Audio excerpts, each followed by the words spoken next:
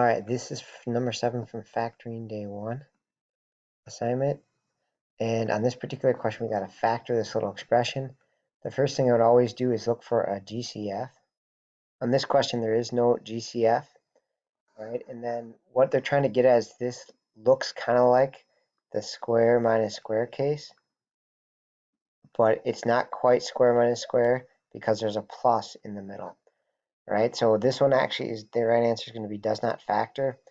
And we might be tempted to think it's something like d, but this is not equal to x squared plus 25. And if we're not sure about that, you can actually like FOIL it out, and you'd get an x squared, and then you'd have a 5x, and another 5x, and a 25. So this one's not going to be equal because you have a 10x in the middle.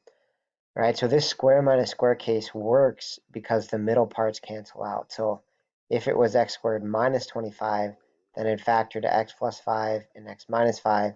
And again, the reason why that works is if we were to FOIL, right, we want to make sure that these are equal. If we were to FOIL this, you would get x squared, and then a minus 5x, and then a plus 5x, and then a minus 25. So this works because the middle two cancel out, positive and negative 5x, leaving you with the answer of x squared minus 25. Okay, so in order for this to work, long story short, in order for this to work, it has to be square minus square, not a plus here. If there's a plus and there's no GCF, then the right answer will be does not factor. All right, hopefully that helps.